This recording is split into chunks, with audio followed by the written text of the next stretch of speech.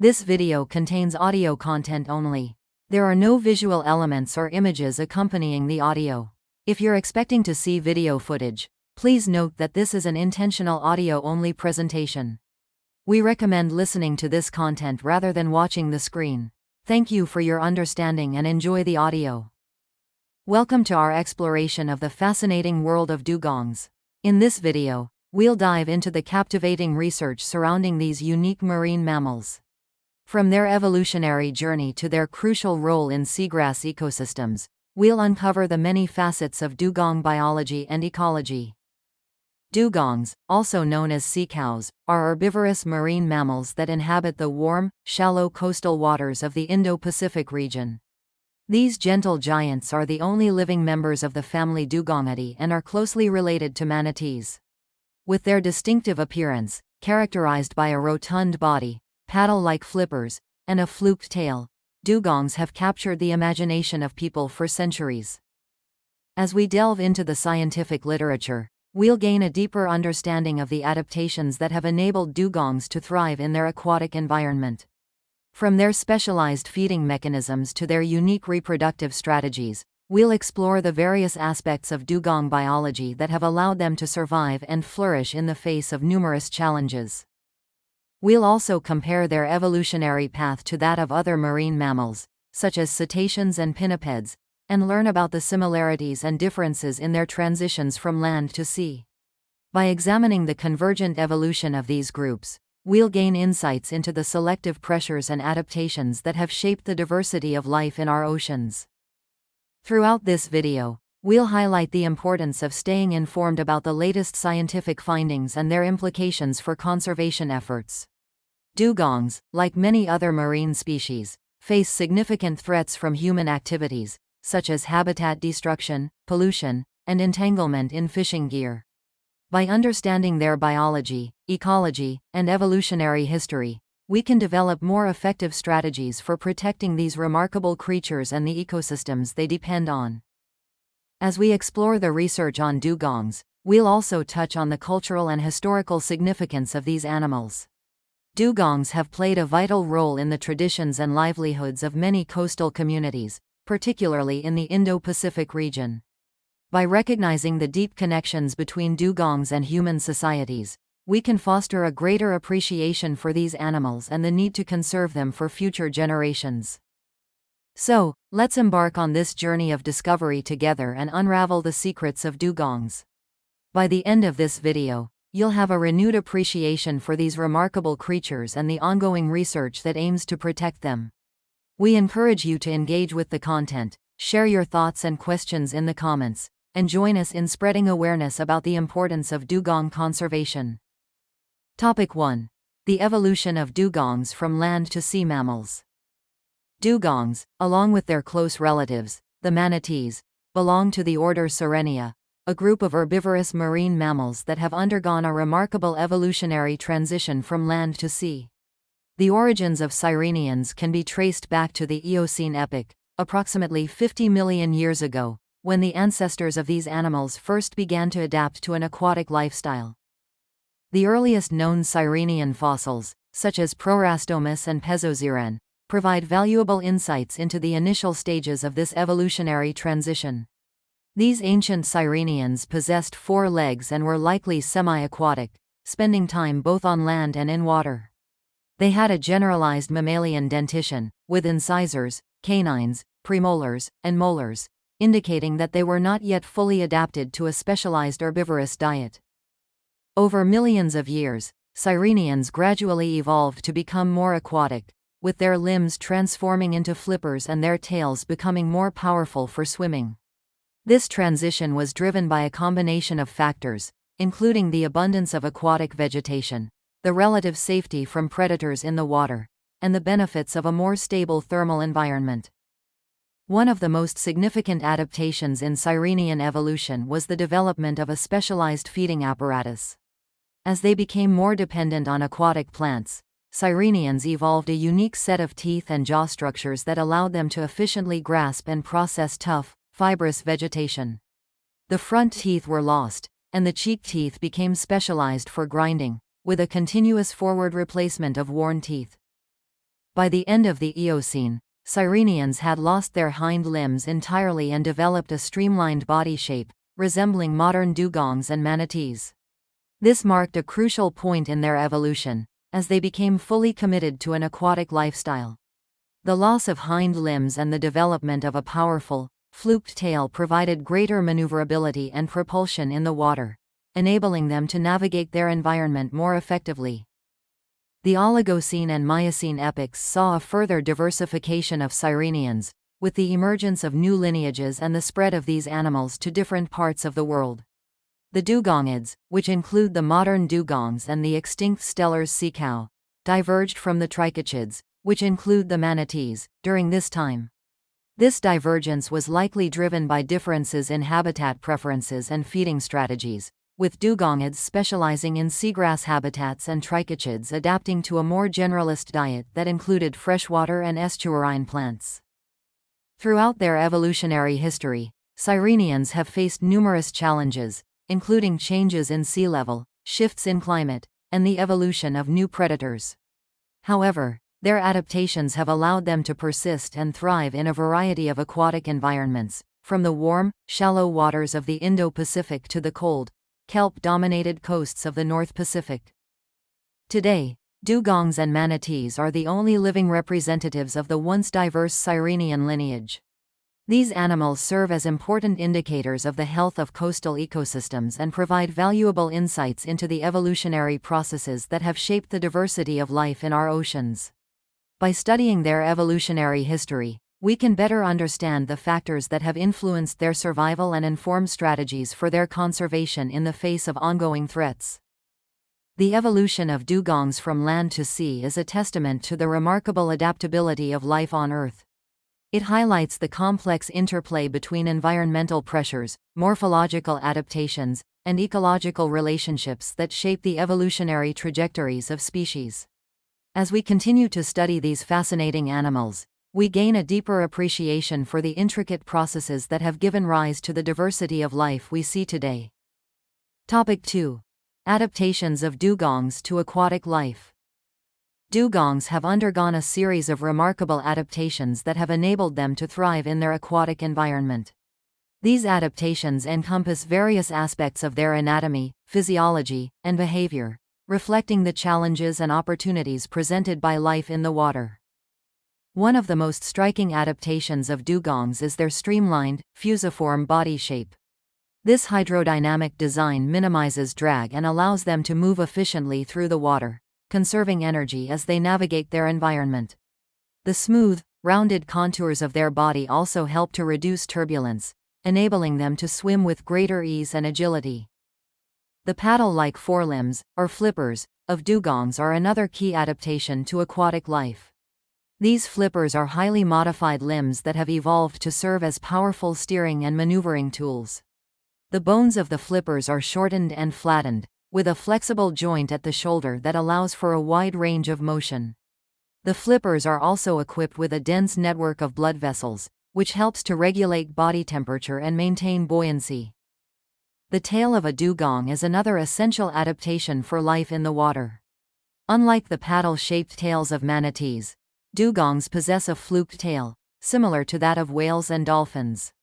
This powerful appendage provides the primary source of propulsion, enabling dugongs to swim with speed and efficiency. The tail is also used for steering and braking, allowing these animals to navigate through complex underwater environments. Dugongs have also evolved a unique dental morphology that is well suited to their herbivorous diet. Their teeth are highly specialized for grinding and processing tough, fibrous seagrass, which forms the bulk of their diet. The cheek teeth of dugongs are continuously replaced throughout their lives, with new teeth growing at the back of the jaw and moving forward to replace worn teeth at the front. This adaptation ensures that dugongs always have a functional set of teeth for feeding, even as they consume large quantities of abrasive plant material. In addition to their specialized teeth, dugongs have a highly muscular and mobile upper lip that is adapted for grasping and tearing seagrass. This lip, known as the muscular lip, or muchal flap, is covered in sensitive bristles and can be extended and contorted to manipulate vegetation. The lip also contains a dense network of nerve endings, allowing dugongs to detect and discriminate between different types of seagrass. To cope with the challenges of living underwater, dugongs have evolved various physiological adaptations. One of the most important of these is their large, elongated lungs, which extend along the length of their backbone. These lungs serve as a reservoir for oxygen, enabling dugongs to store enough air to sustain prolonged dives. Dugongs can remain submerged for up to 6 minutes at a time, allowing them to forage for seagrass on the seafloor without having to surface frequently for air. Another important physiological adaptation of dugongs is their dense, heavy bones. Dugongs have some of the densest bones in the animal kingdom, with a high mineral content that helps to counteract their buoyancy in the water. This adaptation allows dugongs to maintain a neutral buoyancy, reducing the energy required to stay submerged and making it easier for them to forage on the seafloor. Dugongs also have a thick layer of blubber beneath their skin, which serves multiple functions. This blubber layer provides insulation in cooler waters, helping to maintain body temperature and reduce heat loss. It also serves as an energy reserve, storing fat that can be metabolized during times of food scarcity. Additionally, the blubber contributes to the streamlined shape of the dugong's body, further enhancing their hydrodynamic efficiency.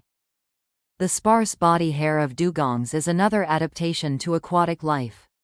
While they lack the dense fur of their terrestrial ancestors, dugongs have a scattering of sensory hairs across their body, particularly around the mouth and snout.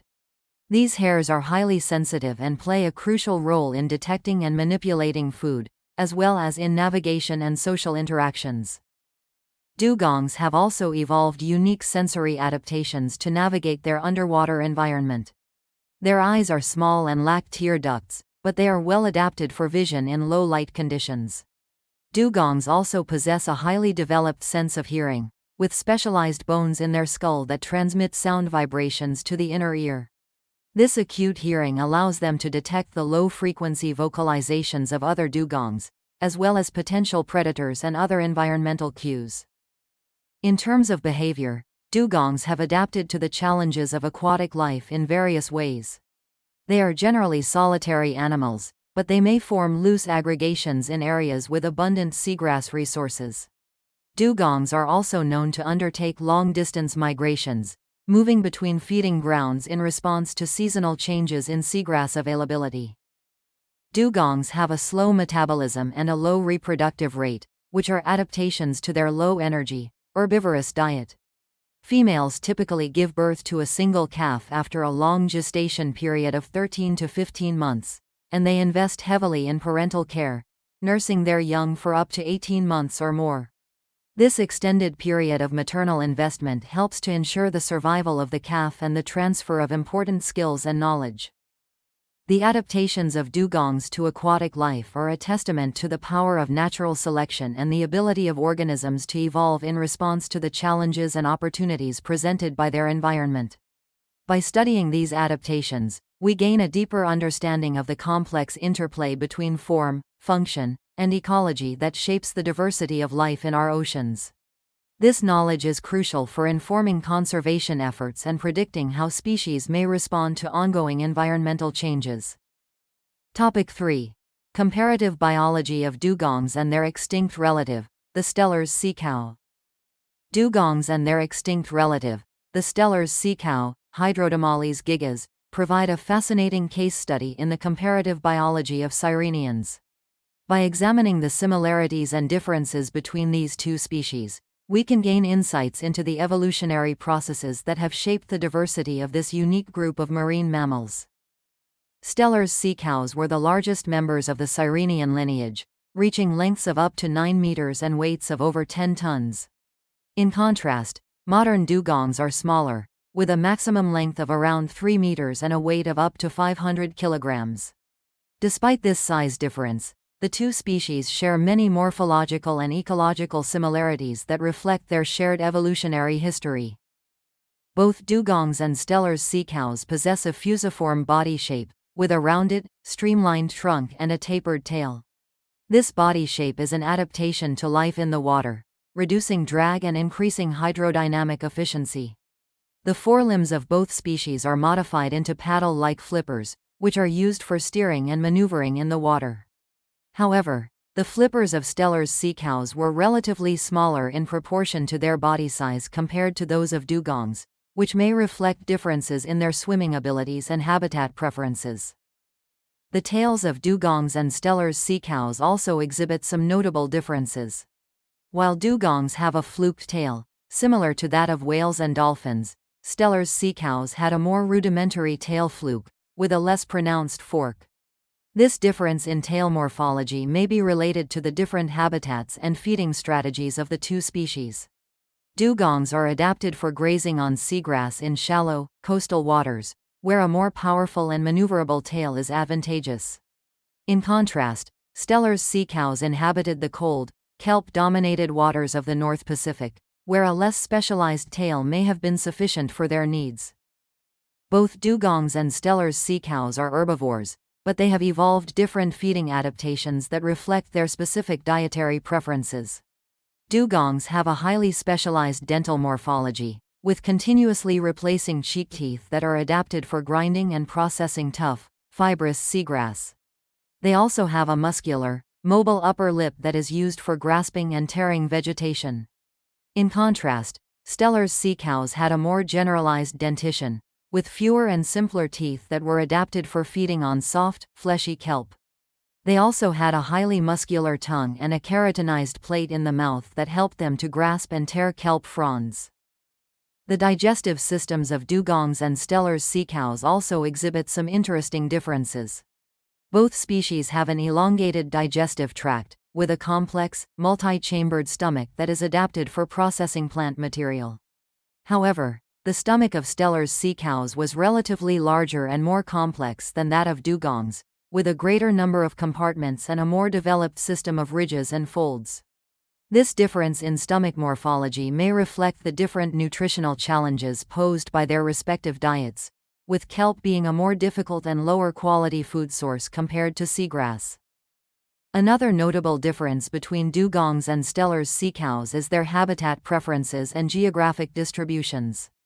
Dugongs are found in warm, shallow coastal waters throughout the Indo-Pacific region, where they feed on seagrass meadows. In contrast, Steller's sea cows were endemic to the cold, kelp-dominated waters of the North Pacific, particularly around the Commander Islands off the coast of Russia. This difference in habitat preference and distribution likely reflects the different ecological niches that the two species occupied, as well as their evolutionary histories and the biogeographic barriers that shaped their distributions. Despite these differences, dugongs and Steller's sea cows also share many common adaptations that reflect their shared evolutionary history as sirenians. Both species have a thick layer of blubber beneath their skin, which serves as insulation and an energy reserve. They also have dense, heavy bones that help to counteract their buoyancy and allow them to maintain neutral buoyancy in the water. Additionally, both species have a low reproductive rate and a long lifespan, with females giving birth to a single calf after a long gestation period and investing heavily in parental care. The comparative biology of dugongs and Steller's sea cows highlights the complex interplay between evolutionary history, morphological adaptations, and ecological relationships that shape the diversity of life on Earth. By studying these two species, we gain a deeper understanding of the factors that have influenced the evolution and ecology of sirenians, as well as the challenges and opportunities that they have faced in their aquatic environments.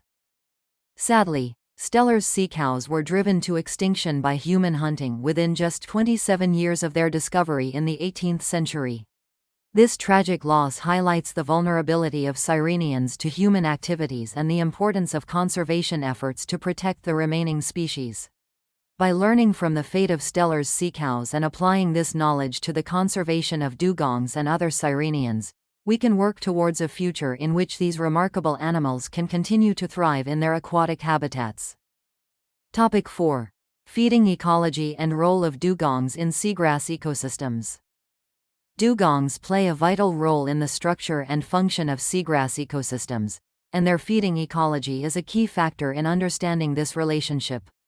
As the only strictly marine herbivorous mammals, dugongs have evolved a specialized diet and feeding behavior that has far-reaching impacts on the health and productivity of seagrass habitats. Seagrasses are the primary food source for dugongs, and these marine plants form extensive meadows in shallow, coastal waters throughout the Dugongs range. Dugongs are known to consume a wide variety of seagrass species, with a preference for certain genera such as Halophila and Halodule. These seagrasses are rich in nutrients and provide a reliable source of food for dugongs, which can consume up to 40 kilograms of vegetation per day. Dugongs have evolved a unique feeding mechanism that allows them to efficiently harvest and process seagrass. They use their muscular, mobile upper lip to grasp and tear the seagrass leaves, which are then ground up by their specialized cheek teeth. This process of mechanical digestion is aided by the presence of small, sand-like particles in the dugong's stomach, which help to break down the tough, fibrous plant material. One of the most interesting aspects of dugong feeding ecology is their role as ecosystem engineers in seagrass habitats. Dugongs are known to feed in a manner that promotes the growth and regeneration of seagrasses, a behavior that has been described as cultivation grazing. As they feed, dugongs often uproot and disturb the seagrass, creating bare patches in the meadow. These patches are quickly colonized by fast-growing seagrass species, which are more nutritious and palatable to dugongs compared to the older, tougher plants. This selective grazing behavior helps to maintain a mosaic of different seagrass species and age classes within the meadow, promoting overall biodiversity and productivity. The disturbance created by dugong grazing also helps to release nutrients from the sediment, which can stimulate seagrass growth and support the wider ecosystem. In this way, dugongs act as keystone species, with their feeding activities having a disproportionate influence on the structure and function of seagrass habitats. Dugongs also play an important role in nutrient cycling within seagrass ecosystems. As they feed, dugongs excrete nutrient-rich feces, which act as a natural fertilizer for the seagrass. This process of nutrient recycling helps to maintain the productivity of the seagrass meadow, particularly in oligotrophic, nutrient-poor environments where other sources of nutrients may be limited. The feeding activities of dugongs also have indirect effects on other species within the seagrass ecosystem. The bare patches created by dugong grazing provide important foraging and nursery habitats for a variety of fish and invertebrate species. These species, in turn, support higher trophic levels, such as predatory fish and seabirds, contributing to the overall diversity and productivity of the ecosystem. However, the relationship between dugongs and seagrass ecosystems is not always straightforward. In some cases, high densities of dugongs or other herbivores can lead to overgrazing, resulting in the loss of seagrass cover and a decline in ecosystem health. This is particularly a concern in areas where dugong populations are concentrated due to habitat loss or other factors, or where seagrass meadows are already stressed by other impacts such as pollution or physical disturbance. To maintain the balance between dugong populations and seagrass habitats, it is important to consider the ecological carrying capacity of the system. This involves understanding the factors that influence seagrass growth and resilience, as well as the population dynamics and habitat requirements of dugongs. By managing these factors through conservation and restoration efforts, it is possible to promote the long-term health and sustainability of both dugongs and the seagrass ecosystems they depend on. Another important consideration in dugong feeding ecology is the potential impact of climate change on seagrass habitats. Seagrasses are highly sensitive to changes in water temperature, salinity, and pH, and are already facing significant threats from ocean warming and acidification. As climate change continues to alter the physical and chemical properties of coastal waters, it is likely to have profound impacts on the distribution, abundance, and quality of seagrass resources available to dugongs. To address these challenges, it is essential to develop and implement comprehensive conservation and management strategies that consider the complex interactions between dugongs, seagrasses, and the wider ecosystem. This may involve measures such as habitat protection and restoration, water quality management, and the regulation of human activities that impact seagrass habitats and dugong populations. By understanding the feeding ecology and ecological role of dugongs in seagrass ecosystems, we can work towards a future in which these remarkable animals and their habitats can continue to thrive. This requires a multidisciplinary approach that integrates scientific research, conservation planning, and stakeholder engagement, to ensure that the needs of both dugongs and human communities are met in a sustainable and equitable manner. In conclusion, the feeding ecology of dugongs is a fascinating and complex topic that highlights the intimate relationship between these animals and the seagrass ecosystems they depend on. By acting as ecosystem engineers and keystone species, dugongs play a vital role in maintaining the health, diversity, and productivity of these habitats. However, the future of dugongs and seagrass ecosystems is uncertain, as they face a range of threats from human activities and global environmental change. By deepening our understanding of these relationships and working together to address these challenges, we can help to ensure a sustainable future for dugongs and the wider marine environment. Topic 5. Reproductive biology and life history of dugongs. The reproductive biology and life history of dugongs are crucial aspects of their ecology and conservation. As slow-growing, long-lived animals with a low reproductive rate, dugongs are particularly vulnerable to population declines and require careful management to ensure their long-term survival. Dugongs have a slow life history strategy, characterized by a long lifespan, late sexual maturity, and a low reproductive output. Female dugongs typically reach sexual maturity between 6 and 17 years of age, while males mature slightly earlier, between 4 and 16 years. This delayed sexual maturity is a common feature of many large, long-lived mammals and is thought to be an adaptation to the high energetic costs of reproduction and the need to invest heavily in parental care. Once sexually mature, female dugongs typically give birth to a single calf after a long gestation period of 13 to 15 months.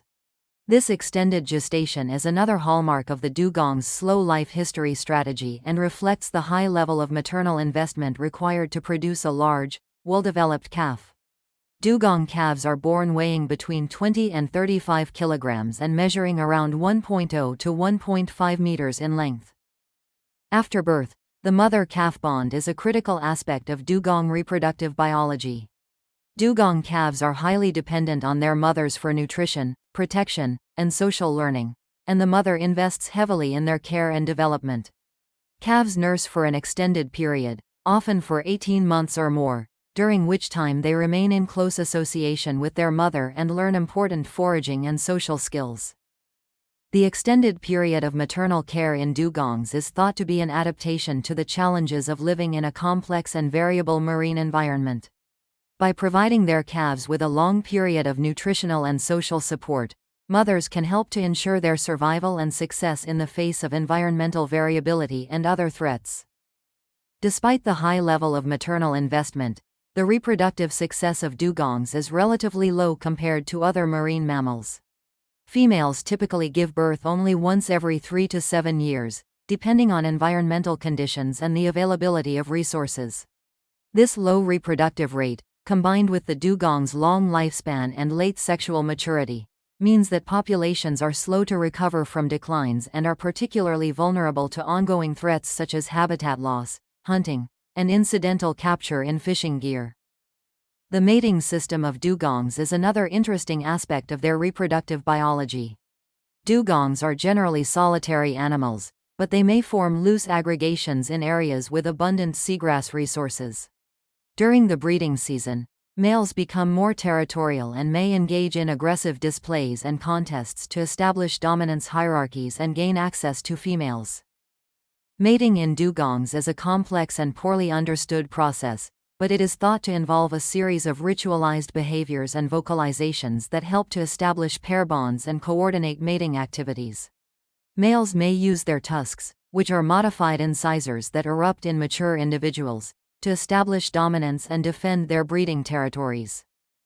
The timing and location of dugong mating activities may vary depending on environmental conditions and the availability of suitable breeding habitats. In some areas, dugongs may undertake seasonal migrations to specific breeding grounds, where they congregate in large numbers to mate and give birth. These breeding aggregations can be an important target for conservation efforts, as they represent critical reproductive habitats that are essential for the long-term survival of dugong populations. To effectively conserve and manage dugong populations, it is essential to understand their reproductive biology and life history strategies. This requires a multidisciplinary approach that integrates scientific research, monitoring, and conservation planning. By studying the factors that influence dugong reproductive success, such as habitat quality, resource availability, and environmental variability, we can develop more targeted and effective conservation strategies that address the specific needs and vulnerabilities of these animals. One key aspect of dugong conservation is the protection and management of critical reproductive habitats, such as seagrass meadows and breeding grounds. This may involve measures such as habitat restoration, water quality management, and the establishment of marine protected areas that provide refuge and support for dugong populations during critical life stages. Another important consideration is the management of human activities that impact dugong populations, such as hunting, fishing, and coastal development. By working with local communities and stakeholders to develop sustainable and equitable management practices, it is possible to minimize the negative impacts of these activities on dugong populations and their habitats. In addition to these direct conservation measures, it is also important to raise awareness and understanding of dugong biology and conservation among the general public and decision makers. By engaging with communities and sharing knowledge about these remarkable animals, we can build support for conservation efforts and encourage the adoption of more sustainable practices that benefit both dugongs and people. Ultimately, the future of dugongs depends on our ability to understand and address the complex interplay of factors that influence their reproductive biology and life history. By taking a holistic and adaptive approach to conservation that considers the needs of both dugongs and human communities, we can work towards a future in which these iconic animals can continue to thrive in their marine habitats for generations to come. Topic 6. Comparison of dugong evolution to other animals that migrated from land to sea. The evolution of dugongs from land to sea is not a unique phenomenon in the history of life on Earth. Many other animal groups have undergone similar transitions, adapting to the challenges and opportunities presented by the marine environment. By comparing the evolution of dugongs to other animals that have migrated from land to sea, we can gain insights into the common patterns and processes that shape these transitions, as well as the unique adaptations and strategies that have emerged in different lineages. One of the most well-known examples of a land-to-sea transition is that of the cetaceans, which include whales, dolphins, and porpoises. Like dugongs, cetaceans evolved from terrestrial ancestors and adapted to life in the water over millions of years. However, the evolutionary history of cetaceans is quite different from that of dugongs, reflecting the different ecological niches and selective pressures that shaped their adaptations. Cetaceans are thought to have originated from a group of terrestrial ungulates, hoofed mammals, called artiodactyls, which also gave rise to modern cows, pigs, and hippos. The earliest cetaceans, such as Pakicetus and Ambulocetus, were semi-aquatic animals that lived in shallow, coastal waters and had limbs that were adapted for both swimming and walking on land. Over time, cetaceans became more fully aquatic, with their limbs transforming into flippers and their tails developing into powerful flukes for swimming. One of the key differences between the evolution of dugongs and cetaceans is the ecological niche that they occupy. While dugongs are primarily herbivores that feed on seagrass, cetaceans are carnivores that feed on a wide variety of prey, including fish, squid, and other marine mammals. This difference in diet has had a profound influence on the morphological and physiological adaptations of the two groups, with dugongs evolving specialized teeth and digestive systems for processing plant material, while cetaceans have developed complex echolocation abilities and streamlined bodies for pursuing and capturing prey. Another group of animals that have undergone a similar land-to-sea transition are the pinnipeds, which includes seals, sea lions, and walruses. Like dugongs and cetaceans, pinnipeds evolved from terrestrial ancestors and adapted to life in the water over millions of years. However, The evolutionary history of pinnipeds is more recent than that of dugongs and cetaceans, with the earliest pinnipeds appearing in the fossil record around 25 to 30 million years ago. Pinnipeds are thought to have originated from a group of carnivorous mammals called the mustelid, which also gave rise to modern weasels, otters, and badgers. The earliest pinnipeds, such as Analyarctos and Pteronarctos, were semi-aquatic animals that had limbs that were adapted for both swimming and walking on land. Over time, pinnipeds became more fully aquatic, with their limbs transforming into flippers and their bodies developing a thick layer of blubber for insulation and buoyancy. One of the key differences between the evolution of dugongs and pinnipeds is the degree of adaptation to the marine environment. While dugongs are fully aquatic and have lost their hind limbs entirely, pinnipeds have retained their hind limbs and are still capable of moving on land. This difference reflects the different ecological niches and life history strategies of the two groups, with dugongs being more specialized for a fully aquatic lifestyle, while pinnipeds have maintained a greater degree of flexibility and the ability to move between land and sea. Despite these differences, there are also many common patterns and processes that have shaped the evolution of dugongs, cetaceans, and pinnipeds as they have adapted to life in the sea. One of the most important of these is the process of convergent evolution, whereby similar adaptations and traits have evolved independently in different lineages in response to similar selective pressures. For example, all three groups have developed streamlined, hydrodynamic body shapes that are adapted for efficient swimming and diving. They have also evolved specialized sensory systems, such as enhanced vision, hearing, and tactile sensitivity, that are adapted to the challenges of navigating and foraging in the marine environment. Additionally, all three groups have developed complex social behaviors and communication systems that are essential for maintaining group cohesion and coordination in the vast, three-dimensional space of the ocean. Another common pattern in the evolution of marine mammals is the development of a thick layer of blubber beneath the skin, which serves as an insulator and an energy reserve. This adaptation is critical for maintaining body temperature and buoyancy in the cold, dense waters of the ocean, and has evolved independently in dugongs, cetaceans, and pinnipeds. Despite these common patterns, there are also many unique adaptations and strategies that have emerged in each lineage as they have adapted to the specific challenges and opportunities presented by their ecological niches. For example, dugongs have evolved a specialized feeding apparatus and digestive system that allows them to process large amounts of low-quality plant material, while cetaceans have developed complex echolocation abilities that allow them to navigate and hunt in the dark, murky waters of the deep ocean. By comparing the evolution of dugongs to other marine mammals, we can gain a deeper understanding of the processes and patterns that have shaped the diversity and adaptations of life in the ocean.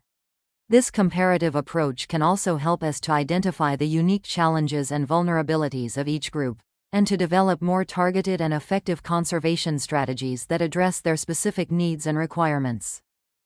Ultimately, the evolution of dugongs and other marine mammals from land to sea is a testament to the incredible adaptability and resilience of life on Earth. By studying these remarkable transitions and the animals that have undergone them, we can gain a greater appreciation for the complexity and beauty of the natural world, and a deeper understanding of our own place within it. In this video, we've delved into the world of dugongs, exploring their evolution from land to sea, unique adaptations, ecological roles, and the challenges they face today. By comparing them to other marine mammals, we've gained insights into the factors that shape marine life diversity and resilience. Dugongs have specialized traits that allow them to thrive in seagrass habitats, serving as ecosystem engineers and keystone species. However, they are threatened by habitat loss, hunting, pollution, and climate change.